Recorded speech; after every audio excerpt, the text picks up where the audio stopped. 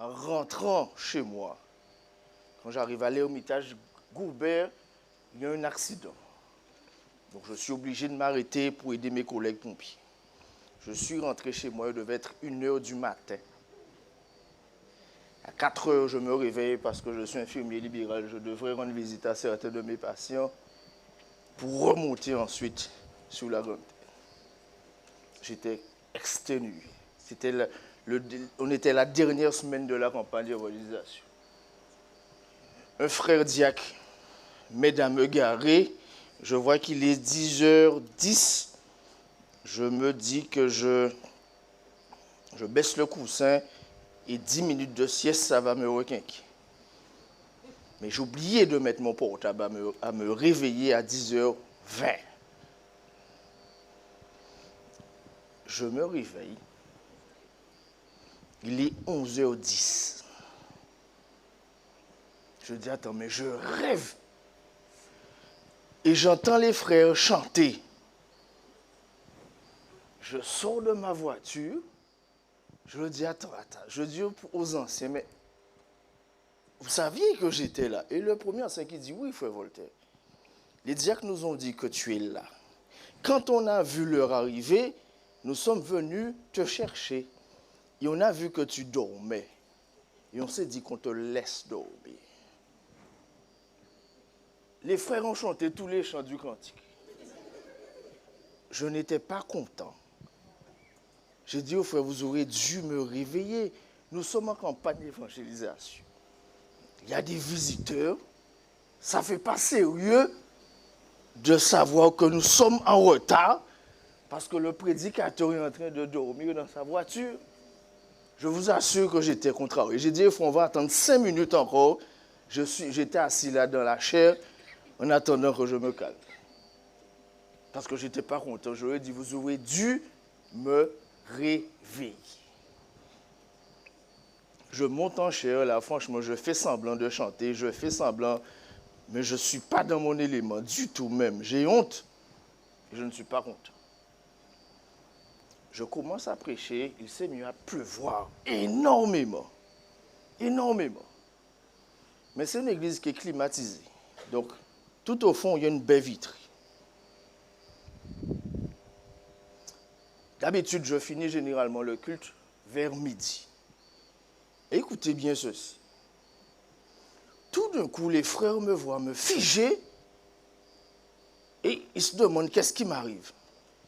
Et ils comprennent qu'il se passe quelque chose à l'extérieur. Et bien aimé, il pleuvait tellement qu'un pan de la montagne s'est écoulé. Sauf que les frères garent leur voiture le long de la petite falaise. J'ai fait que voir des voitures disparaître ensevelies sur tous les graves. Si on avait commencé le culte à l'heure, ça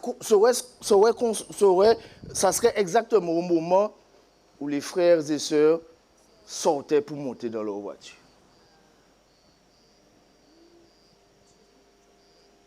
Les frères m'ont dit, frère Voltaire, tu as vu, il fallait qu'on te laisse dormir, qu'on commence le culte en retard. Sinon, ces jours-ci, mes bien-aimés, ça aurait été la catastrophe. Quand Dieu gère ses affaires, il faut le laisser gérer. Il faut le laisser gérer. Mais si demain soir, j'arrive dans le parking et je dors, laissez-moi dormir. C'est le moment de notre concours. Et il paraît qu'il y a un groupe, une échappée, mais ils sont nombreux à être en tête. Il faut absolument que j'arrive apparemment à les départager. Donc, en fonction des réponses de ce soir, en fonction de la correction, demain soir, il va falloir que je pose plus de questions et de corser un peu l'exercice. Voilà les questions de ce soir. Vous avez vos feuillets. Ceux qui n'en ont pas, est-ce que vous voulez bien vous manifester?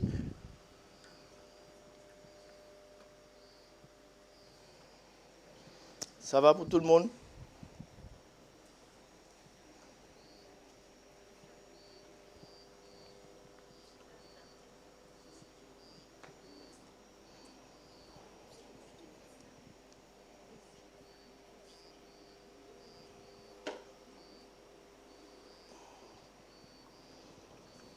Bien, on peut y aller. Pour la première question. Jean, aussi qu'un de ses frères, a été surnommé par Jésus Boanerges, fils du tonnerre. Quel est le nom de ce frère de Jean? Son prénom. Jean, aussi que l'un de ses frères, a été surnommé par Jésus Boanerges, fils du tonnerre. Quel est le nom de celui-ci? Son prénom.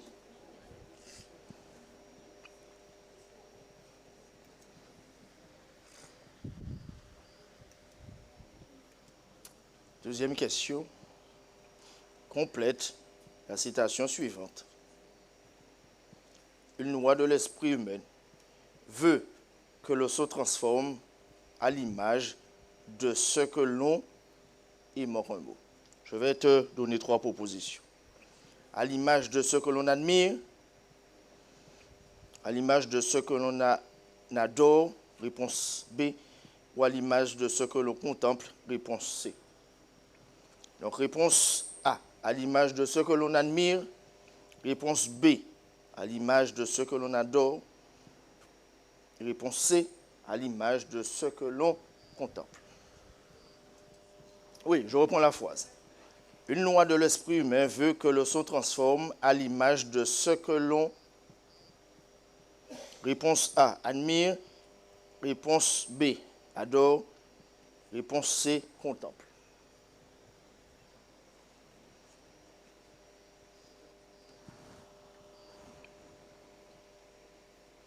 Bien, on peut ramasser les feuillets et nous corrigeons tout de suite.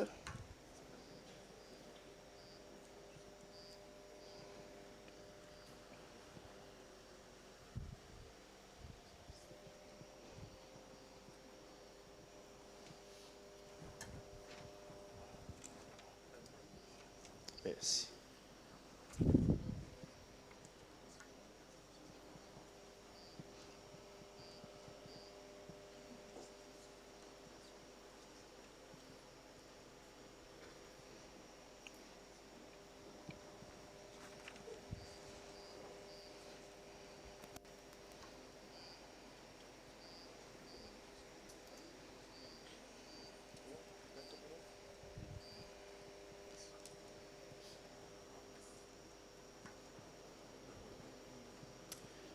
Ça va? Tout le monde a remis?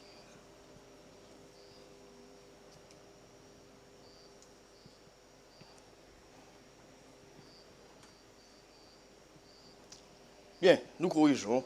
Quel était le nom du frère de Jean? C'était Jacques. Ok, très bien. Une loi de l'esprit humain veut que l'on s'en transforme à l'image de ce que l'on contemple.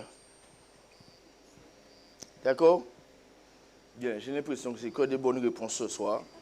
Donc, ça voudrait dire que je n'ai pas réussi à vous départager. Sachez que demain soir, il y aura 5 questions. Et croyez-moi, ça sera compliqué. Donc, soyez très particulièrement attentifs ce soir parce qu'il nous faut des gagnes. On ne pourra pas acheter des iPhone 17 pour plusieurs verses. Il paraît que c'est le cadeau, hein? Bien. Voilà le titre de notre réflexion de ce soir. Je vais vous le dire en français et également en créole. Les chats n'étaient pas là et pourtant les rats n'ont pas dansé.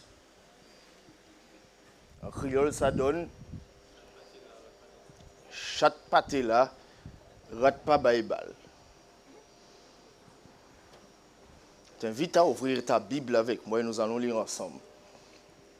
2 Rois 5 et le verset 1 à 5. 2 Rois 5, le verset 1 à 5.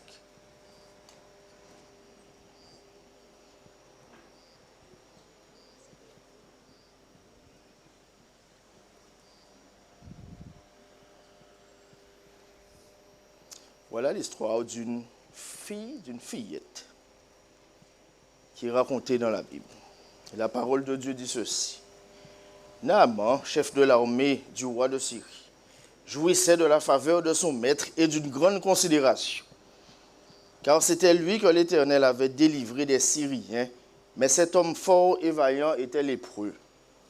Or, les Syriens étaient sortis par troupes, et ils avaient emmené captif une petite fille du pays d'Israël, qui était au service de la femme de Naaman.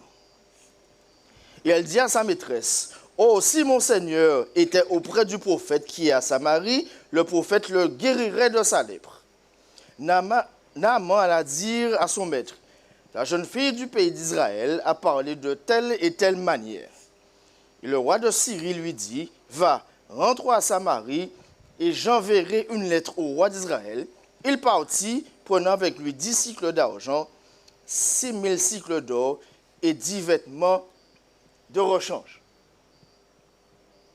Comme je vous l'ai dit samedi, quand tu lis les Saintes Écritures, je le redis, fais l'effort de te mettre dans la peau des protagonistes et demande à l'Esprit Saint de t'aider pour ça. C'est ce que je vais t'inviter à faire ce soir une énième fois. Lu comme ça, cette histoire n'a sûrement créé aucun sentiment en vous et je pense que ça devrait être le cas. Parce qu'il se passe quelque chose d'extraordinaire. Et nous allons nous plonger dans le contexte du récit. Le texte que dit, Naaman va mener la guerre contre Israël. Bien-aimés, chers jeunes, nous sommes dans un contexte de guerre, comme les actualités actuelles. Une petite fille va être emmenée captive en Syrie. Voilà comment ça s'est passé. L'armée de Syrie a envahi le pays. Ils ont mis le feu. Ça a dû être effrayant pour les habitants. J'imagine pour les enfants. Imagine l'armée des soldats qui frappent à la porte des parents de cet enfant. Je ne pense pas qu'ils ont juste frappé, toto, est-ce que nous pouvons rentrer? Ils ont défoncé la porte. Ils l'ont défoncé. La guerre, c'est quelque chose de brutal où toute espèce de choses obscènes et horribles se font. J'imagine le papa de la gamine qui supplie les soldats de ne pas toucher à ses enfants. Malheureusement, il a été... Faites réfléchir, réfléchissez. Il a été quoi? Il a sûrement été tué. Et ceci sûrement devant ses enfants. Sûrement, hein? Je dis sûrement. Parce que c'est la guerre. Peut-être que la maman de cette gamine a été violée. Et peut-être devant cet enfant. Ensuite, elle a été se cacher sous un lit. Un soldat l'a attrapée par les pieds, l'a tirée. Elle a mordu la main du soldat. Mes amis, je te le dis, quand tu lis la Bible, tu dois faire cet exercice. Vous croyez que ça s'est passé comme ça là? Non! Nous sommes dans un contexte de guerre. Il a fini par la tirer par les cheveux et ils l'ont attachée. Imagine cette gamine là qui est en train de pleurer dans un char. Elle ne va plus jamais voir ses parents. Je dis bien, plus jamais. Le récit nous dit qu'elle va être emmenée où? Elle va être emmenée où? Où? Mais bien aimé, elle va être emmenée chez celui qui est responsable de tout ça. Le chef de l'armée. fais l'effort de lire la Bible en pensant à tout ça. Et tu vas percevoir les choses différemment. Elle est emmenée chez Naaman, qui était le chef de l'armée. Mes bien-aimés, je te demande de me répondre franchement, en toute logique et en toute sincérité. Qu'est-ce que cet enfant devrait ressentir pour Naaman?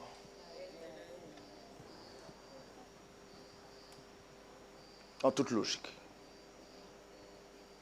Je ne sais même pas si le mot haine est suffisamment puissant. La colère, la rage. Tu crois que Naaman lui permettait d'appeler ses parents par visio WhatsApp une fois par semaine? Tu crois qu'elle recevait du courrier de ses parents? Tu crois qu'elle avait la possibilité d'appeler ses parents? Non, rien de tout ça. Elle a dû faire le deuil de ses parents. Ce n'est pas un genou, c'est une gamine. Normalement, devrait naître des sentiments de haine extrême pour son bourreau, pour celui qui a gâché sa vie.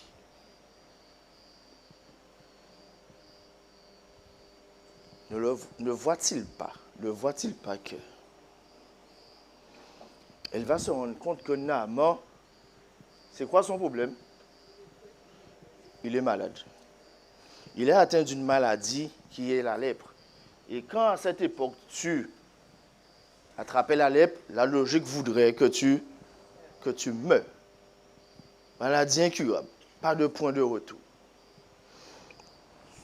Cette jeune fille, je dis bien cette jeune fille, va proposer une solution de guérison à Naaman. Moi, je trouve ça extraordinaire. Je trouve ça impressionnant.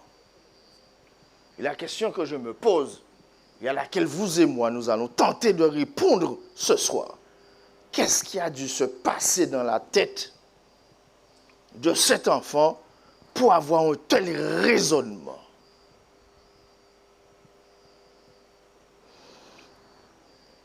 Beaucoup de personnes ne sont pas capables de faire ça, mes bien-aimés.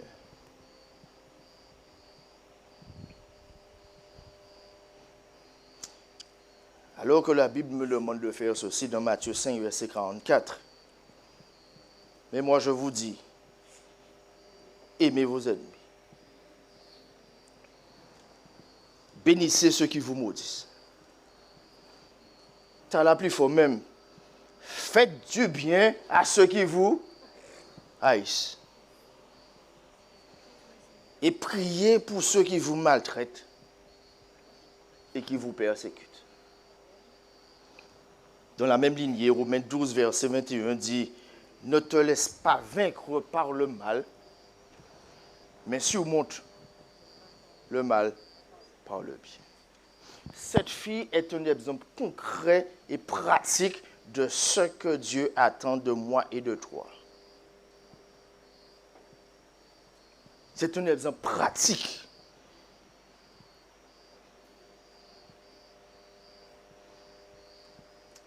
Un frère m'a dit un jour à l'église, Jérôme Moussa attrapé un problème avec un autre frère de l'église. Le frère était entrepreneur en bâtiment. Il avait confié la construction de sa maison au frère. Et apparemment, le frère, il n'était pas satisfait de son travail du tout. Et si bien qu'il considère que le frère l'a volé, l'a couillonné, il n'a pas fini les travaux et pourtant il avait déjà payé. Enfin bref, vous comprenez. Il me dit à Jérôme, pas content du tout. Il me dit, Jérôme, où ça en fait? Eh bien, mettez un main à bon Dieu. Nous avons dit ça. Nous avons mis un main à bon Dieu. Mais c'est bien. Tant mieux. Il me dit, Jérôme, où ça arrive? Comme il était diabétique, on jouait sur un chantier, on clou piqué. Et il pas soigné Bobo là. Eh bien, il a coupé pied. Et le frère me dit, vous comprenez bon Dieu qu'a joué? Qu'est-ce que c'est que cette manière de penser? c'est bon Dieu qu'on a utilisé pour faire le mal. Pas du tout.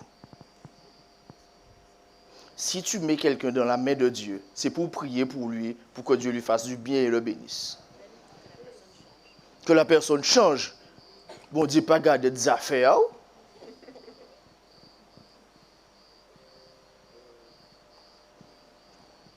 Tu crois que faire du bien à quelqu'un qui te fait du mal, c'est quelque chose de facile? Humainement parlant, c'est impossible. C'est Dieu en toi qui te permet de faire une telle chose. Je dis bien, Dieu en toi te permettra de faire ceci. Cette gamine, voyez-vous, sa foi était pleinement enracinée en Dieu, malgré son jeune âge. Je dis bien malgré son jeune âge. Je ne peux m'empêcher de penser à des jeunes qui sûrement étaient un peu plus âgés qu'elle. Daniel et ses compagnons ont subi plus ou moins le même sort. Où le roi Nebuchadnezzar, dans sa folie, un jour a assiégé la ville de Jérusalem. Et Nebuchadnezzar va écrémer Jérusalem. C'est-à-dire, il va prendre tout ce qu'il y avait de meilleur. Les intellectuels, les musiciens, la famille royale, ok? Il va prendre tout son beau monde et il va les ramener où? À Babylone. Pour qu'ils soient à son service.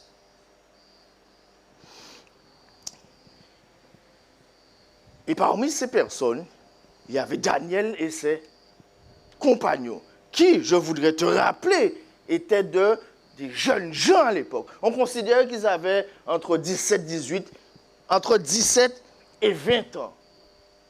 C'était des jeunes, comme vous là maintenant. Et ils vont se retrouver à Babylone. Babylone, c'est une ville luxueuse. Il y a toute espèce de plaisir, c'est le luxe en abondance. C'est une ville magnifique.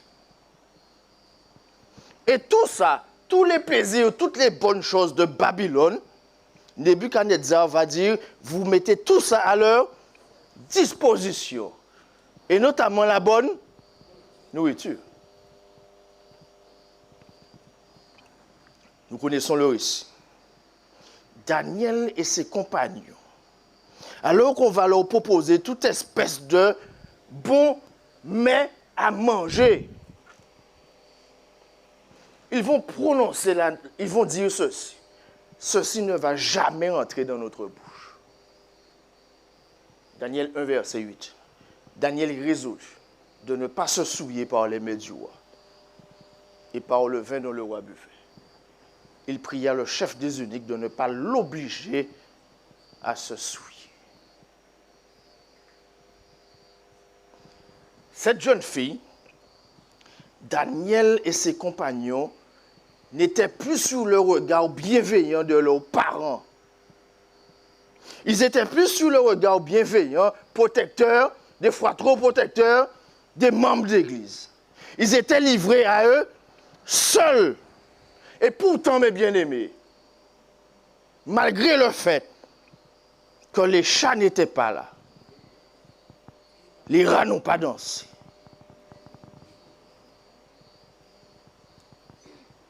ceux qui ont dû quitter la Guadeloupe pour partir aux études, ou bien peut-être même quitter leur secteur pour aller à Fouillol, généralement, quand les parents ne sont pas là, on se lâche. Hein? On se lâche un peu. Rappelez-vous vos souvenirs.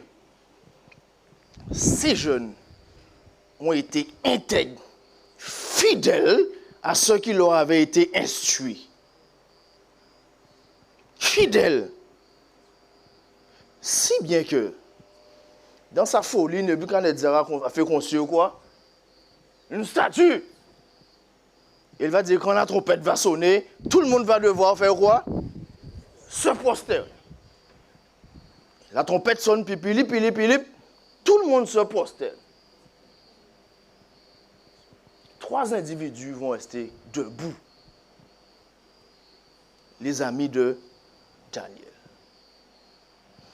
Nebuchadnezzar va dire, vous n'avez pas entendu mon ordre, j'avais dit que au son de la trompette, tout le monde se prosterne. Comment ça se fait que vous êtes debout? Voilà quelle va être leur réponse. Et si ça m'est bien aimé, ce n'est pas un exemple de froid, je ne sais pas ce que c'est. Je vais vous lire la réponse de ces trois jeunes hommes qui se trouvent dans Daniel 1, les versets 16 et 18. Mais je vais vous lire la version 8 secondes 21. Voilà ce qu'ils vont répondre à Nebuchadnezzar. Shadrach, Meshach et Abednego lui répondirent et dirent au roi Nebuchadnezzar, il n'est pas besoin que nous te répondions sur ce sujet. Voici notre Dieu que nous servons, écoutez bien ceci, peut nous délivrer de la fournaise ardente. Ils vont continuer en disant, comme ces jeunes-là ont la foi, et il nous délivrera de ta main, ô roi. C'est-à-dire que nous avons prié Dieu pour qu'il nous protège, nous n'avons aucun doute qu'il le fera, et nous sommes sûrs qu'il le fera. Ça, c'est la foi. Mais ce qui est impressionnant avec ces jeunes, c'est qu'ils vont ouvrir une autre brèche, la volonté de Dieu. Et ils vont dire, et même s'il ne le fait pas, je répète, et même s'il ne le fait pas, sache, ô roi, que nous ne servirons pas tes dieux. Ça, c'est la foi, mes bien-aimés. Je demande à Dieu quelque chose. Je suis sûr et certain, sans douter de lui, que je vais l'obtenir. Mais par contre, je suis prêt à me soumettre à la volonté de Dieu.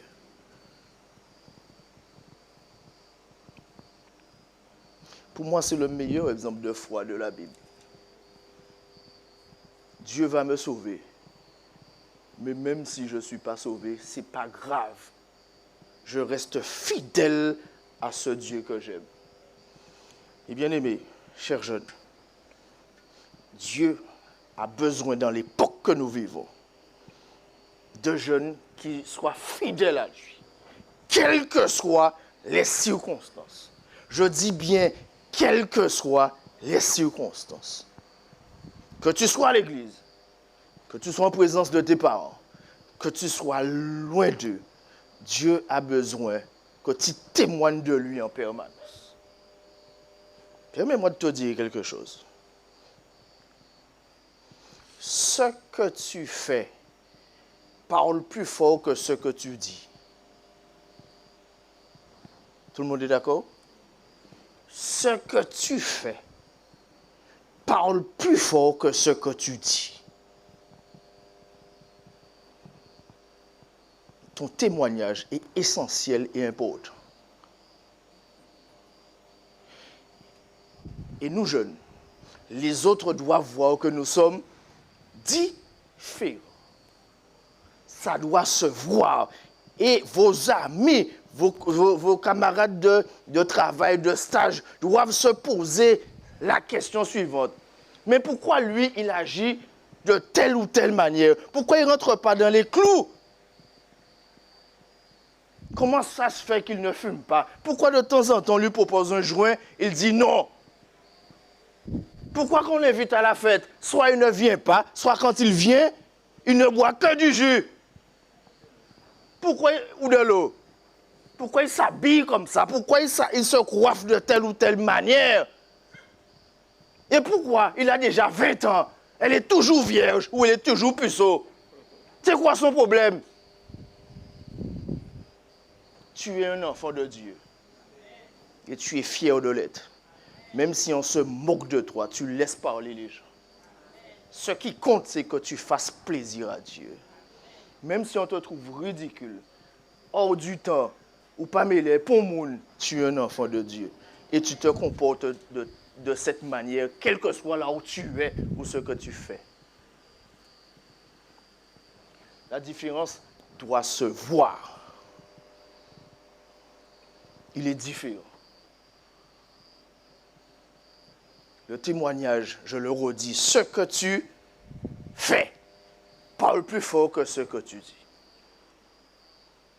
Mais ce n'est pas compliqué. Si tu dis que Dieu est bon et si de toute façon, si ta vie n'est pas en harmonie avec ce que tu dis, tu n'es pas crédible. Tu n'es pas crédible et ceci aura beaucoup moins d'impact sur les gens que tu veux influencer. Beaucoup moins d'impact. J'étais en vacances, je n'étais pas en Guadeloupe avec ma famille, on n'était pas en Guadeloupe. On était à l'hôtel, au petit déjeuner, j'ai eu envie d'une omelette. Donc je fais la queue, et quand j'arrive devant ce monsieur qui fait l'omelette, je lui dis tous les ingrédients, et je me rends compte qu'il y a du jambon. Je lui dis, vous mettez tout, sauf le jambon. Donc il prend ses œufs, il met des oignons, il met de la tomate, il met du fromage. Et puis avec un petit sourire, le monsieur me regarde droit dans les yeux. Il prend du jambon et il met dans la préparation. Je lui dis, monsieur, excusez-moi, je vous avais dit que je ne voulais pas de jambon. Vous savez qu'est-ce qu'il m'a répondu? Frère Voltaire, c'est du jambon de dinde. J'ai été surpris, on n'était pas en Guadeloupe. Il m'a dit, j'ai l'habitude de vous entendre prêcher sur YouTube. Messieurs, monsieur consenté dit, baille jambon, baille jambon, baille jambon. Faut là pas te dire rien, faut là te dire gay, pour dire qu'à tel là, ti, bon.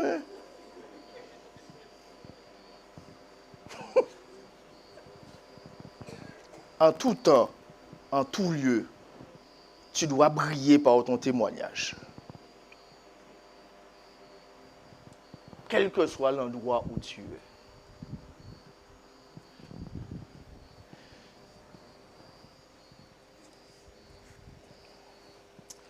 Je voudrais vous poser une question.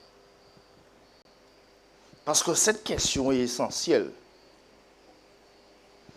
Quel genre d'éducation ces jeunes ont dû recevoir pour qu'ils restent aussi fidèlement droits dans leurs bottes en l'absence de leurs parents?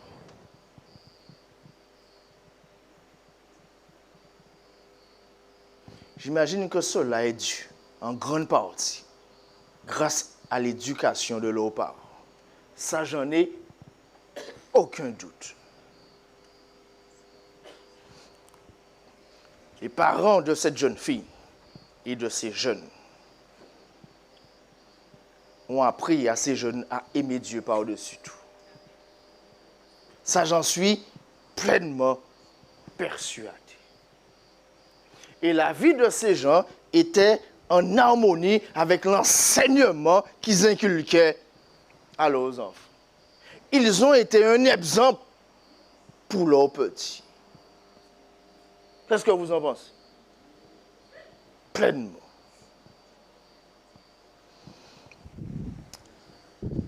Proverbe 22 dit ceci et le verset 6. Instruis l'enfant selon la voie qu'il doit suivre. Et quand il sera vieux, il n'en se détournera pas. Dieu n'est pas un Dieu pour mentir. Quand il dit quelque chose, c'est la stricte vérité. Maintenant, mes bien-aimés, ceci c'est la norme, le principe de base établi par Dieu lui-même. Et normalement, c'est ce qui devrait se produire. Maintenant,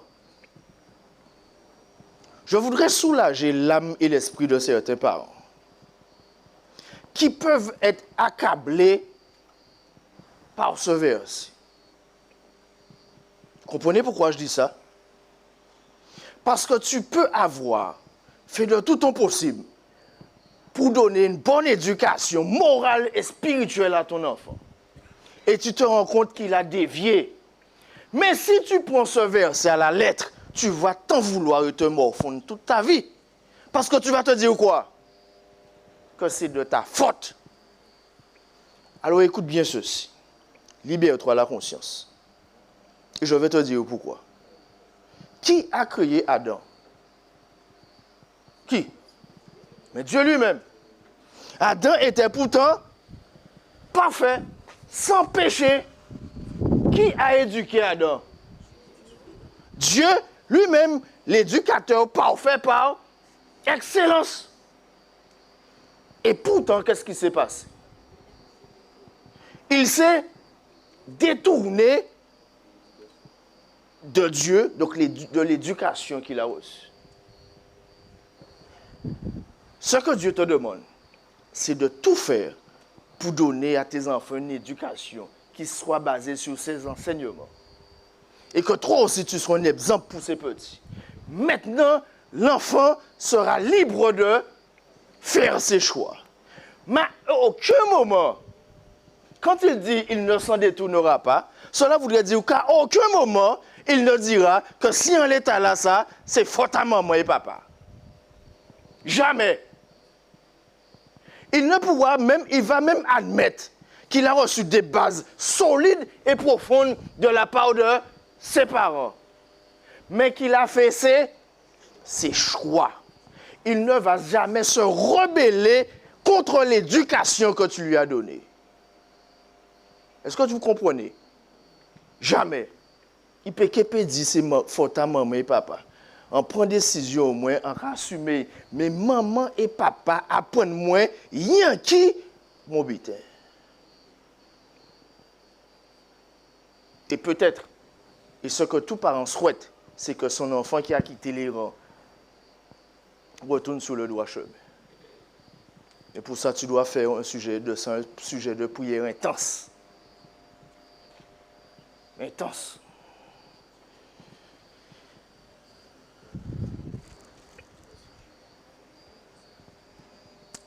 Je voudrais, pour finir, revenir à nouveau sur le témoignage.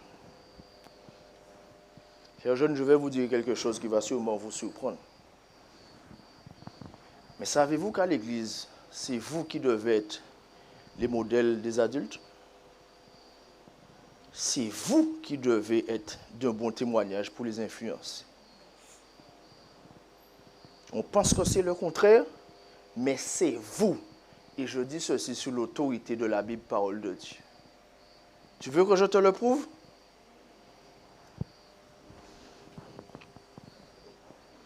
De Timothée 4, verset 12 dit ceci. Et sachez, jeunes, nous aimons généralement la première partie du verset. La première. Est-ce que tu peux m'afficher ce verset? 1 Timothée 4, le verset 12. 1 Timothée 4, le verset 12.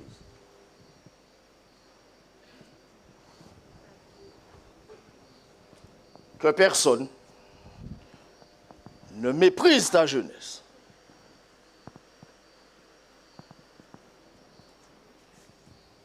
Mais sois un modèle pour les fidèles. Les jeunes.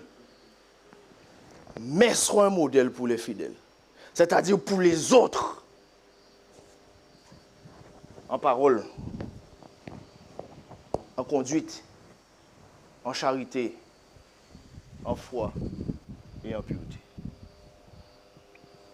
Généralement, quand on est jeune, on a tendance à dire à les adultes ceci. Les adultes nous disent ceci, mais pourtant ils font cela. C'est vous qui devez être un modèle pour eux. Jean dit, je vous écris, jeunes gens, parce que vous êtes forts. Il ne dit pas ça des adultes, hein? Il ne dit pas ça de nous, il dit de ça de vous. Je vous écris, jeunes gens, parce que vous êtes forts et que vous avez vaincu qui? Le mal.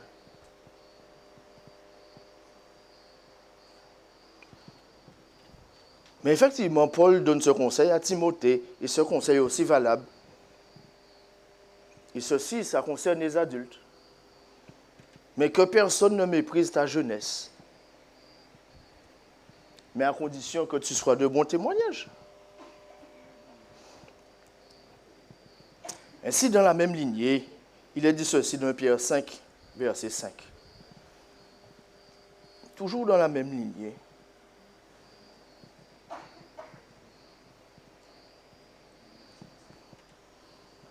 De même, vous qui êtes jeunes, soyez soumis aux anciens. Et tous dans vos rapports mutuels, revêtez-vous d'humilité. Car Dieu résiste aux orgueilleux, mais il fait grâce aux hommes. De même, vous qui êtes jeunes, soyez soumis aux anciens. Alors, est-ce que cela voudrait dire que tu obéis au droit à l'être à tout ce que les adultes te disent? Non. J'aime associer ce texte à ce verset de la Bible qui dit « Femmes, soyez soumis ». On reprend la même expression. Soyez soumis à qui? À vos maris. Mais qu'est-ce qui est demandé au mari? Aimer la femme comme Christ a aimé l'Église. Vous savez, dans ce verset, Dieu est plus exigeant avec les maris que les femmes. Hein? Parce que aimer ta femme comme Christ a aimé l'Église, c'est mourir pour elle.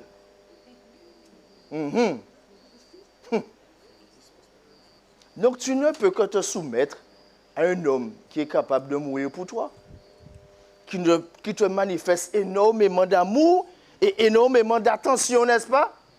De la même manière que un jeune qui reçoit de la part de quelqu'un et de la part d'un adulte de l'attention, qui se sent aimé, qui se sent apprécié, valorisé, il ne peut qu'accepter un conseil quand on lui donne. Il ne peut que dire, ok, je comprends ce que tu dis, qu'on lui fait une remarque, dites avec amour.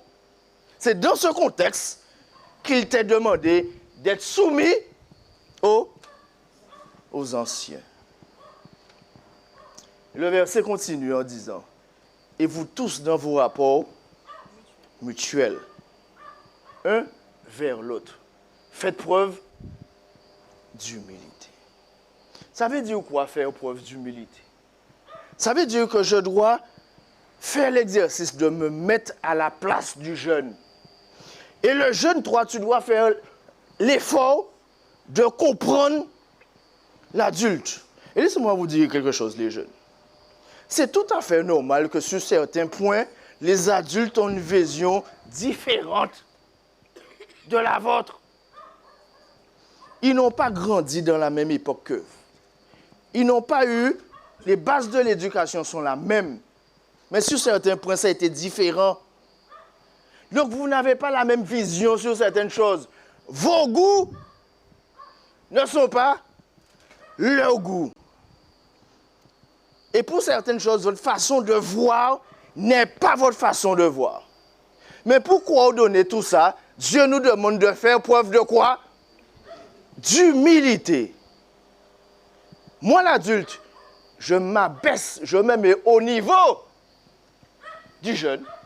Et moi, le jeune, je fais l'effort de comprendre ce que celui qui est plus grand que moi me demande. Et je peux comprendre qu'il y ait des problèmes intergénérationnels dans des églises. Mais ça, c'est tout à fait normal. Mais ce qu'il faut, c'est que y'en comprenne l'autre. Y'en supporte l'autre. Mais la base de tout ça, et pour que ça fonctionne, mes bien-aimés, c'est l'amour. Je dis ceci, c'est l'amour. Toute remarque faite à un jeune, je vous le dis pour l'avoir expérimenté, et je peux vous dire que c'est vrai. Toute remarque faite à un jeune, et il a cette impression que tu t'intéresses à lui, que tu l'apprécies, et que ce que tu lui dis est pour son bien, il ne va pas t'envoyer paître. Mais quand on leur tombe dessus à deux pieds, qu'ils ont l'impression qu'ils sont jugés, mal compris, ils risquent de se rebeller d'une première temps contre l'Église, dans un premier temps, et malheureusement ensuite contre Dieu. J'ai étudié en Belgique, et après ma première année, je suis venu en vacances en Guadeloupe. Mais j'ai coupé mes cheveux comme ils sont coupés là maintenant, je vais t'expliquer après pourquoi. J'ai fait un fada, un youl. Mon premier samedi à l'église. Un frère vient me voir. Il me dit, Jérôme, laisse-moi te dire quelque chose. Vous partez faire vos études et après vous retournez avec toute espèce d'habitude que vous avez vue en France. Pourquoi tu as coupé tes cheveux comme ça? Tu n'aurais pas dû les couper.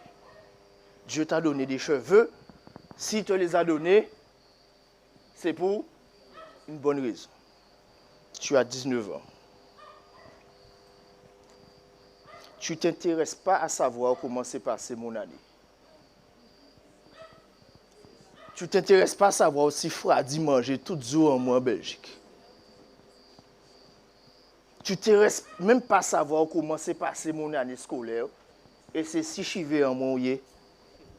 Comment tu veux qu'un jeune accepte ta remarque qui est dite comme ça? Il ne va pas l'accepter. Laisse-moi te dire qu'est-ce qui s'est passé. J'avais des cheveux avant. Les gens qui sont de Saint-Aubert là peuvent le dire. Mais dans ma famille, du côté de ma maman, ce n'est pas vraiment une maladie. À partir d'un certain âge, nous souffrons tous de calvitie. Chivé là qu'à tomber. On t'est bien mais chivé moi pas mais moi encore. Et moi j'ai même mes cheveux, quand j'ai fait permanente en chivé là. J'ai même été voir un dermatologue en Belgique pour lui dire bon moi bah Folten pour y pousser. Le dermatologue m'a dit monsieur, en me posant des questions, si dans votre famille il y a des gens atteints de calvitie, ne perdez pas votre temps, chivé là que tomber, laissez tomber. Et je n'aimais pas me voir comme ça. Donc j'ai fini par me résigner, à me dire, je ne suis pas bien dans ma peau. Donc j'ai fini par tout couper parce que Frère Voltaire pas ni chivé là. Il y a certaines personnes qui aiment bien ça. Il y a Freddy. Ça caille bien, puis Freddy, madame m'a Freddy bien, mais ça c'est Freddy. Mais moi ça me dérange. Tu aimes bien voir Freddy comme ça? Eh bien Freddy bien, mais conseil qu'à rester comme ça. Mais moi, quand je dis, au lieu de pas ni là, qu'à couper tout. Mais si le frère m'avait demandé, on t'a expliqué, ou qu'à tomber si moi, pas couper chivé comme ça. Mais le pire dans tout ça, c'est que le frère, lui, maintenant, il a coupé chivé, même bitin aussi, parce qu'il vieillit, et il n'y calvitie.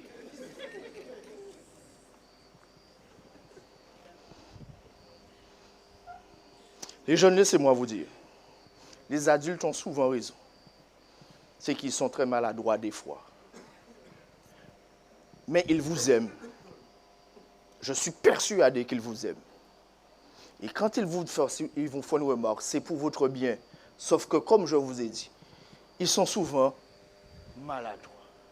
Je voudrais te dire qu'il y a des adultes ici qui prient pour toi, tu ne le sais même pas.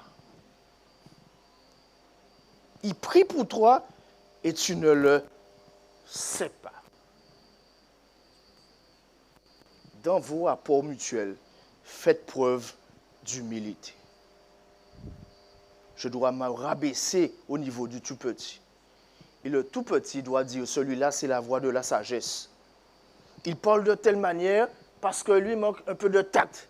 Mais s'il me dit, c'est pour mon bien, il a dit examiner toutes choses. Retenez ce qui est bon. Le jeune va vite, mais le vieux connaît le chemin. Un a besoin de l'autre. Ce qui compte, c'est que vous vous aimiez et que vous vous supportez. Et c'est ce que je souhaite à Chauvel. Comprenez-vous, parlez-vous, expliquez-vous, aimez-vous. Les adultes, montrez à vos jeunes que vous les aimez. Ne soyez pas avares de compliments. Ils aiment ça, je vous l'ai dit, ils aiment ça. Même si vous avez l'impression qu'ils sont indifférents, ils aiment ça. Ils apprécient. Et les jeunes, les adultes ont beaucoup de choses à vous apprendre. Parce qu'ils sont passés par certaines choses qu'ils voudraient que vous ne fassiez pas. Pour vous éviter certains problèmes. Aimez-vous les uns les autres. Supportez-vous. Chers parents, je voudrais te dire, pour finir, pour revenir à ces jeunes hommes et à cet enfant, comme il est compliqué d'élever des enfants à cette époque, n'est-ce pas? L'éducation que vous a donnée vos enfants, on ne peut pas faire de la même manière. Ton enfant, on lui a donné un numéro de téléphone à l'école. Si vous avez un calotte,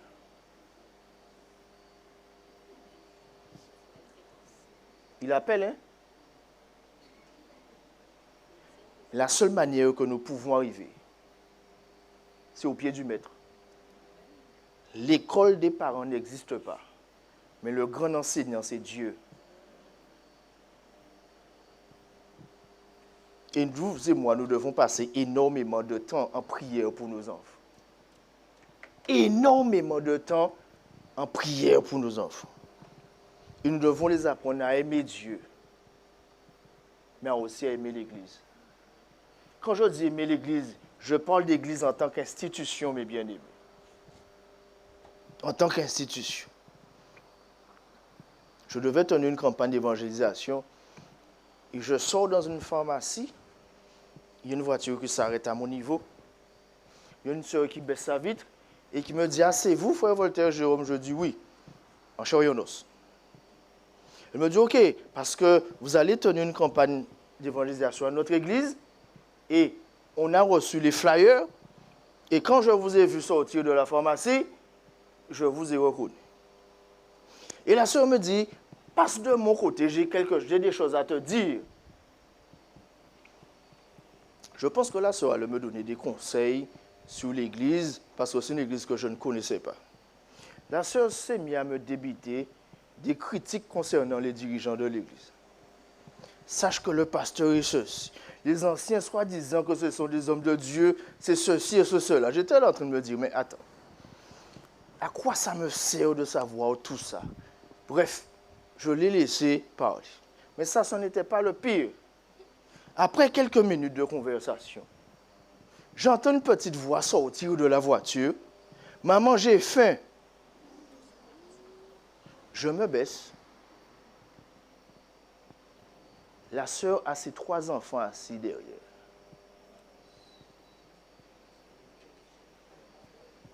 Écoutant et en entendant la sœur critiquer, mal parler les dirigeants de l'église. Si tu veux que tes enfants quittent l'église, c'est ce qu'il faut faire. Nos dirigeants, vos pasteurs ne sont pas parfaits. D'accord? Mais vos enfants n'ont pas besoin de savoir tout ça. Vous devez les apprendre à aimer Dieu par-dessus tout. Par-dessus tout, premièrement.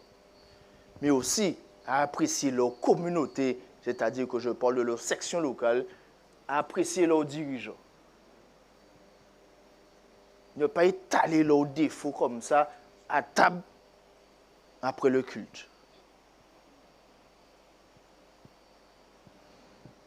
Chers parents, éduquer un enfant, c'est compliqué, c'est difficile. Mais soyez-en certain, Dieu peut te donner toutes les facultés nécessaires afin de transmettre à ton enfant une éducation correcte. La sagesse, l'intelligence et la patience. Mais pour cela, tu dois passer du temps en prière pour ta famille, pour tes enfants. Et cher papa, rappelez-vous que vous avez une énorme responsabilité. Parce que Dieu considère que vous êtes des prêtres, des pasteurs de vos familles. Je voudrais que nous passions du temps en prière, mais nous n'allons pas prier individuellement ce soir. Ce que je propose, c'est que un jeune et un adulte. Ah non, j'aime bien les jeunes. Ah non. Vous allez l'un vers l'autre. L'un va proposer à l'autre le sujet qu'il souhaiterait pour lequel il prie. Vous avez compris? C'est-à-dire, le jeune va dire à l'adulte, je veux que tu pries pour telle ou telle chose. Et l'adulte fera l'exercice contraire. Vous levez, vous vous déplacez, allez un vers l'autre et priez ensemble le Seigneur. Je voudrais vous laisser ce soir avec ce verset biblique où le Christ a un message pour toutes les générations. Il se trouve dans Jean 2, verset 13. Je vous écris, Père, parce que vous avez connu celui qui est dès le commencement. Je vous écris, jeunes gens, parce que vous avez vaincu le mal. Je vous écris, petits enfants, parce que vous avez connu le Père. On t'a fait connaître homme ce qui est bien. Et ce que l'Éternel demande de toi, c'est que tu pratiques la justice, que tu aimes la miséricorde et que tu marches humblement avec ton Dieu. Amen.